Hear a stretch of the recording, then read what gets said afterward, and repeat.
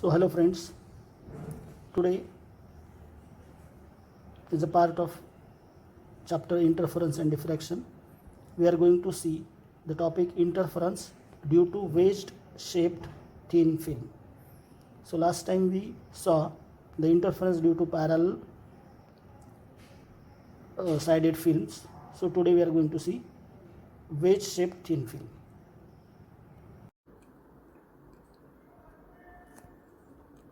So interference due to wedge shaped thin films. So we already saw that interference due to parallel sided films. So in that case we saw the film was of parallel side. Here it was a normal to the film. Incident light when reaching to this point, some part was reflected and some part was refracted. Again partly this ray was reflected back and later on it traveled from this. Now see, the reflected part is actually traveling in this direction. A reflected part has phase change by lambda by 2, that we know. Now refracted parts, let us consider this point is A. So reflected parts cover distance A to B and B to C. So here it is, refracted part is A to B plus B to C into refractive index mu. This path is covered by refracted ray and reflected ray has covered the path during this. See, this is a perpendicular drawn. So from these 2 points both ray travel parallel, but by the time refracted ray travels this much path, the reflected ray has covered this path plus lambda by 2. So reflected path is covered, suppose let us consider this point D.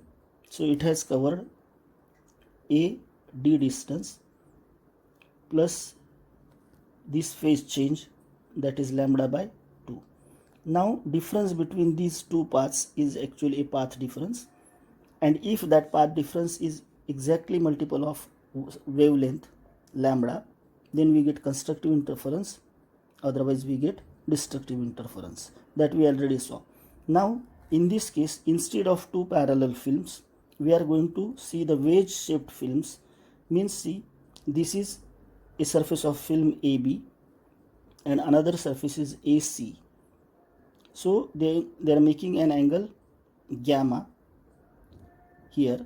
So here thickness is 0, and as we go away from A to B, the thickness increases, that we observe. Second thing, now we are drawing the normal to the surfaces. So here it is N, Q1, N2 is now normal to this surface, and similarly N1, N2 is normal to AB. So as both are perpendicular to these two lines, so as this angle is gamma, this angle is also gamma. So let us consider a monochromatic ray of monochromatic light, say PQ1 is incident on this surface AC. So obviously partly it will be reflected. So angle of incidence is alpha. Similarly the reflection angle is same, that is alpha. So this is angle of reflection, this is angle of incidence. Now the ray is reflected, that is one thing. Second, some part of the ray PQ1 is refracted in this direction and it travels along Q1 to S1 and angle of refraction is beta.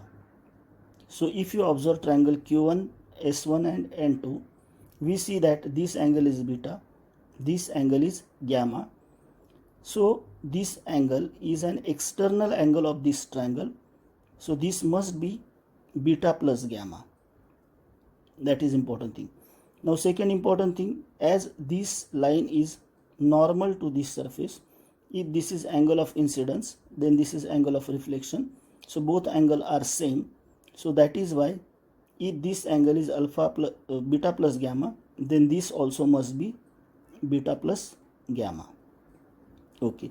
Now the path traveled by reflected ray is Q1 M1 plus lambda by 2 because of that is a phase change that we know.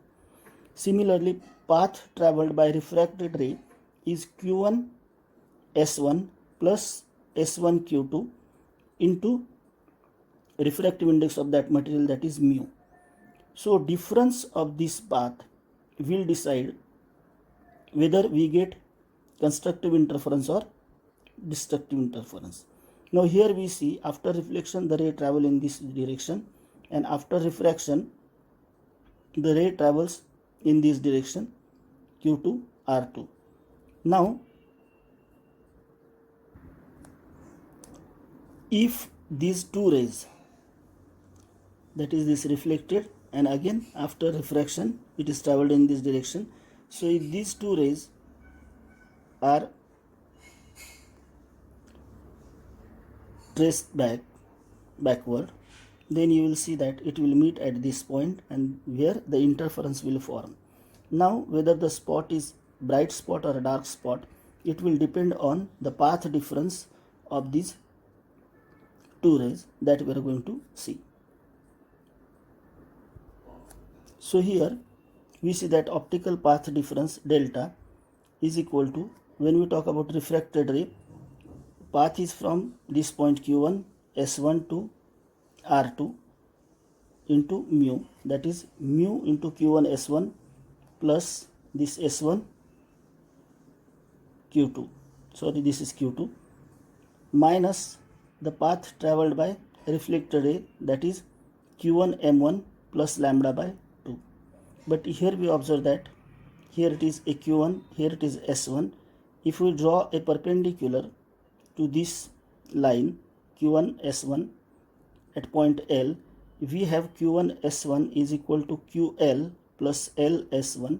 So putting that value here, that is mu is equal to, instead of q1 s1 we are putting q1 l plus l s1 plus this s1 q2 minus, here it is qm minus lambda by 2. So therefore path difference is equal to mu times ql plus mu times l s1 plus s1 q2 minus q1 m1 minus lambda by 2. But from Snell's law we know that is mu is equal to sine alpha upon sine beta. But when we talk about sine alpha and sine beta from figure, here it is, we get q1 m1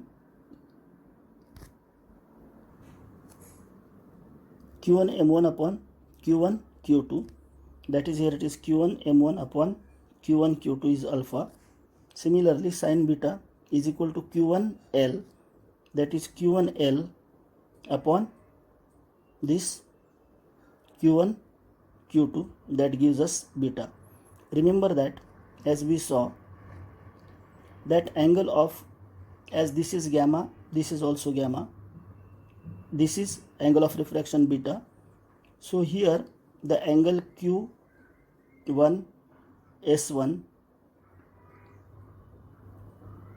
and n1, that is this angle which is an external angle of this triangle, so that is equal to beta plus gamma. Here this ray is reflecting in this direction, so obviously this is also angle of reflection, that is equal to this, that is beta plus gamma. From geometry of triangle, this angle is beta and this angle is alpha. So here it is sine alpha is equal to q1 m1 upon q1 q2 and sine beta is equal to q1 l upon q1 q2. So therefore we can write mu is equal to q1 m1 upon q1 l, and from this we get q1 m1, this q1 m1 is equal to mu times q1 l. Now we are using this q1 m1 here in the equation of path difference.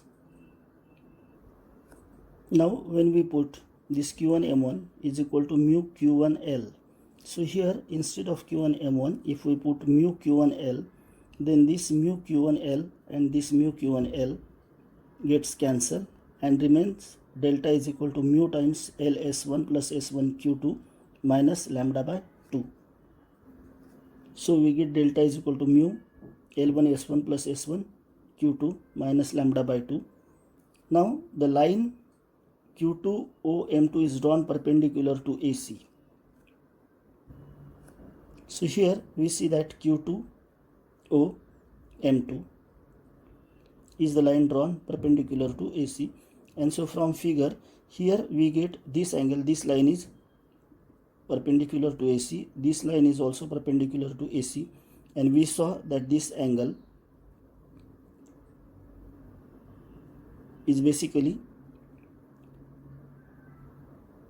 beta plus gamma, so that is why this angle is also beta plus gamma, which are corresponding angles. Similarly, angle N1 S1 Q2 is also, here it is S1, angle N1, that is N1 S1 Q2, that is also we have beta plus gamma, and so therefore S1 Q2O. So here it is S1 Q2O, that is also beta plus gamma, that is alternate angle. Here S1O is common. S1O is common to both the triangles. So therefore triangle S1OM2 and triangle S1OQ2 are congruent, and so therefore S1Q1 is equal to S1M1. So we can say that, sorry, here it is S1Q2, that is S1Q2 is equal to S1M2, and Q2O is equal to OM2 is equal to D. So here it is Q2O is equal to OM2, and it is D, that is thickness of the film at that particular point. It is a thickness at point O.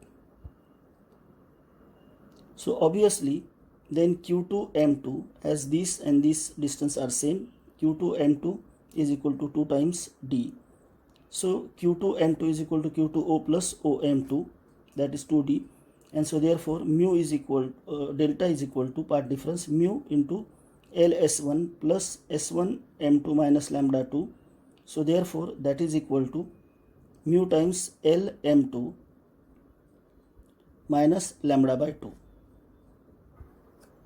Since LS1 plus SM2 is equal to LM2, so from this distance to this distance, this is S1.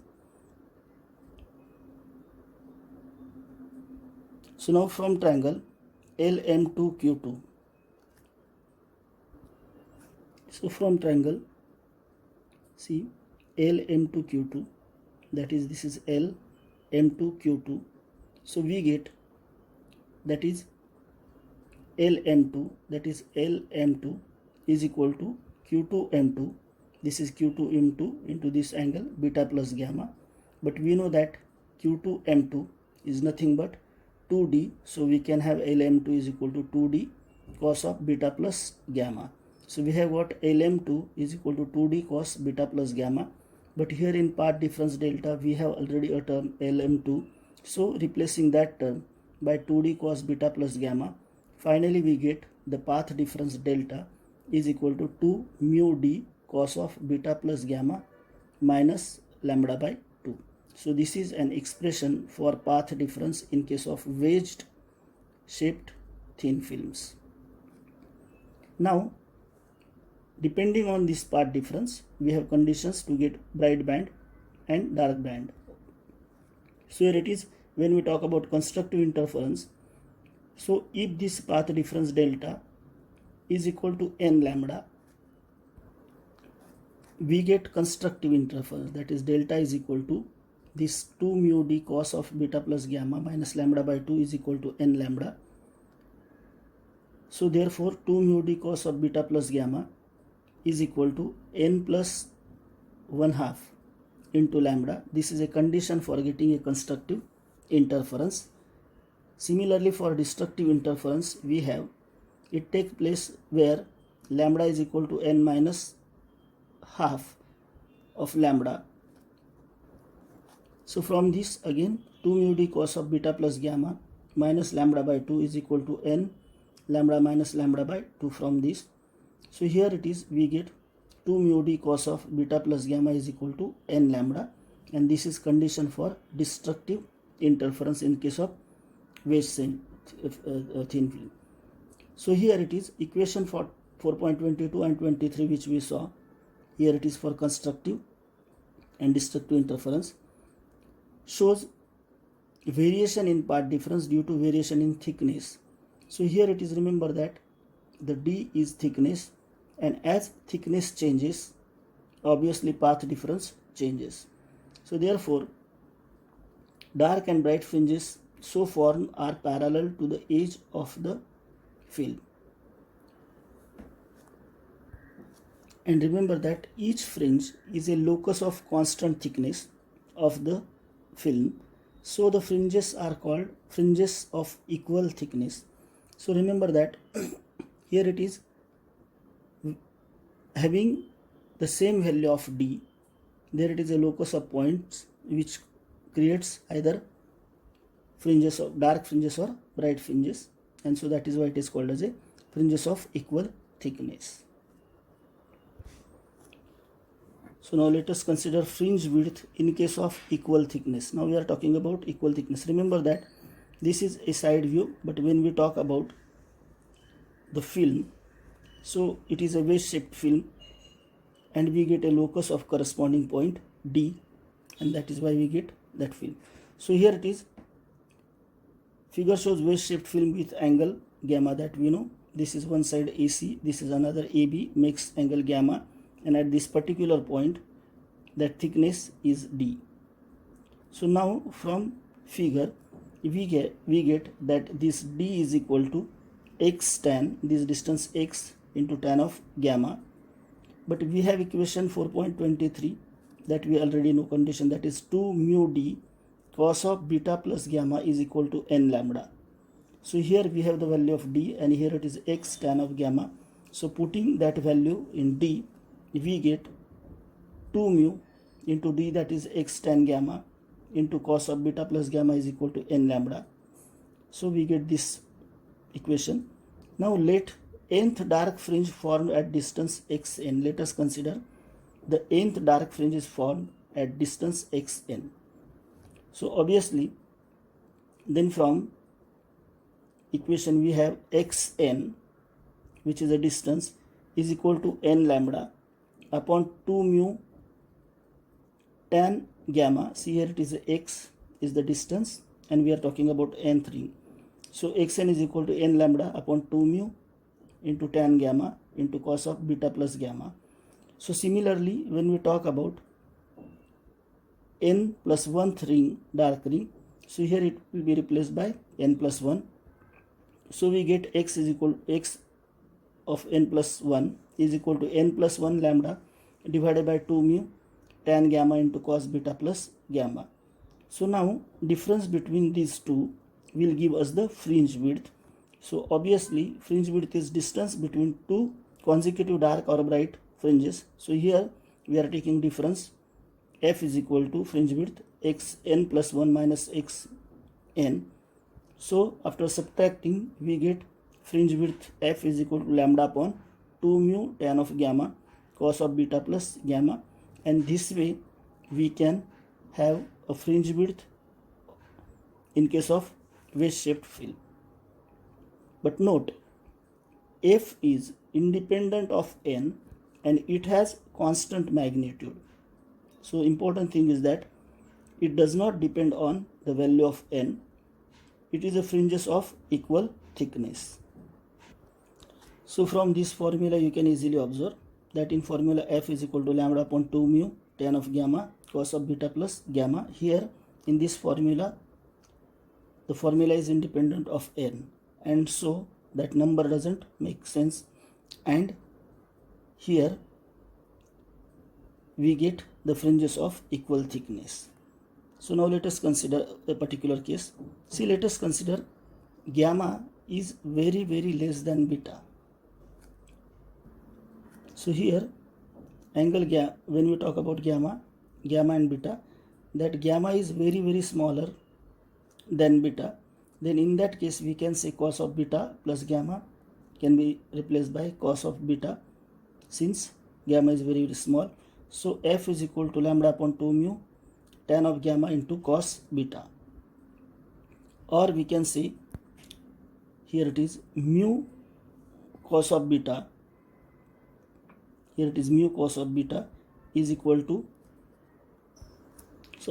let us consider mu cos of beta is equal to under root mu square minus mu square sin square beta. We know that cos square beta is equal to 1 minus sin square beta. Using that, we can use this term mu cos of beta is equal to mu square root of mu square minus mu square sin beta. And mu cos of beta we are considering is equal to mu square minus mu square sin square beta, since we know that cos square beta is equal to 1 minus sin square beta. Now here mu cos of beta is equal to mu square minus sin square alpha, because of we know that mu is equal to sin alpha upon sin beta. So obviously mu square is equal to sin square upon alpha upon sin square beta. If we put it here, we get that this term cancel, and so finally we get f is equal to lambda upon 2 tan gamma into bracket mu square minus sin square alpha. So here that is a first case where we are considering that gamma is very, very smaller as compared to beta. So now second case, when incident light is normal and the angle of incident alpha is equal to 0. So when incident angle is normal, so angle of incidence will be 0, and if gamma is very, very small, then tan of gamma is equal to gamma. So here we are considering incident angle that is 0, that is alpha is equal to 0. So this term is supposed to be 0 alpha, and here gamma is very, very small. So in that case, we get from equation 2.24, putting those values, we get f is equal to lambda upon 2 mu r. So these are the two cases which we saw. Okay. Now let us consider Newton's rings. So see, this is associated with wedged interference by wedge shaped thin film. So here in Newton's rings, these are fringes of equal thickness, that is most important. Then they are observed with plano-convex lens having large radius of curvature placed on an optical plane surface of glass plate. See, in case of Newton's rings, the how wedge-shaped film is formed, that let us consider. See, here it is a plano-convex glass material is taken and it is placed on a plain glass surface. Now you can see that at this point that this curved surface is in contact with the glass plate and distance between them is 0. But as you go away from center, then you see that the gap is increased, and now between these two glass surfaces, glass surface of plano-convex lens and glass plate, there it is a air film which is having different thickness. As you go radially, you see that its thickness increases, and that is a film formed. Now using this film, we are going to understand the concept of interference and formation of Newton's rings. So remember that this is a side portion, but here it is a locus of all the point because of this is plano-convex lens. So here it is wedge film is thin film is formed between these two surfaces which is having a media air.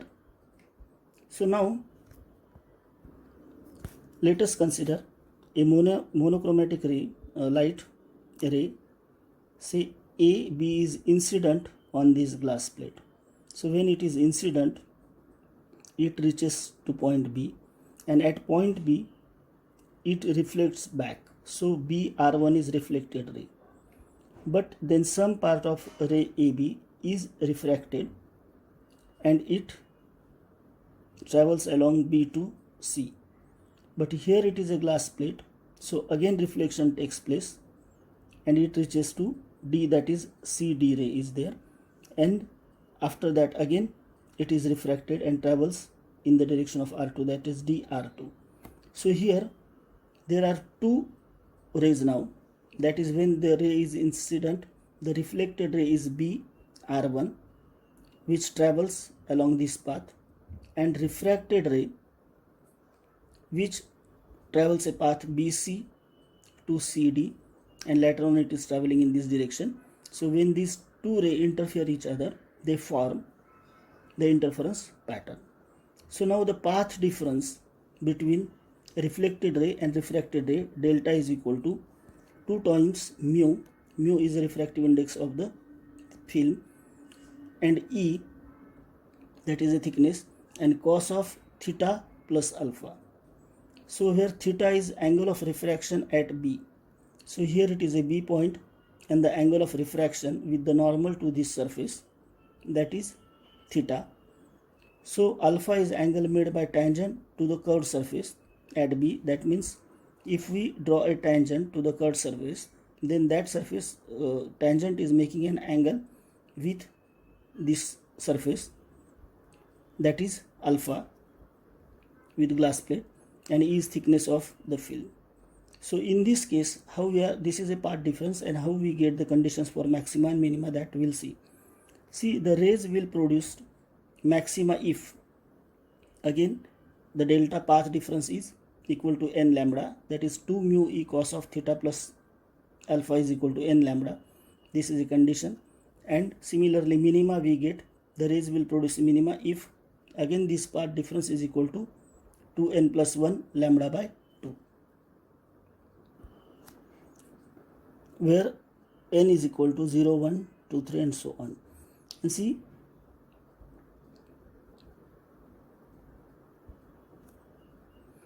so when light falls normally on the film, so when light falls normally, we know that angle of refraction theta is equal to 0, and hence we get a condition, that is 2 mu E cos of alpha. Since theta is equal to 0, we get that is equal to n lambda for minima, and for maxima 2 mu E cos of alpha is equal to 2n plus 1 lambda by 2 for maxima. See, thin lens of small curvature has very large radius of curvature. So if a very large radius of curvature is there, so angle alpha is very, very small. So in that case, angle alpha will be very, very small, and therefore 2 mu E is equal to n lambda. It is a condition for maxima, and 2 mu E is equal to 2n plus 1 into lambda by 2 is a condition for maxima. So this way, these are the conditions for Newton's ring. And in case of Newton's ring, note that since locus of all the points, that means if this is a film,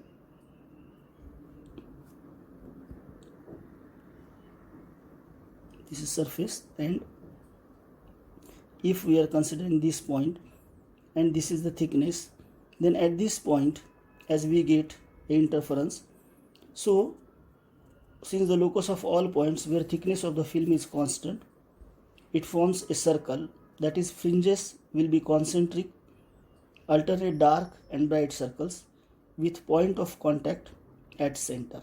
So here point of contact will be at center, and the point of contact is, remember that it is always a dark point in reflected light, because of in that case E is equal to 0, that is point of contact corresponding to dark ring of 0 radius, and order of that ring is n is equal to 0, and the order of rings increases outwards. So these are the important things related with Newton's rings. Okay, thank you very much.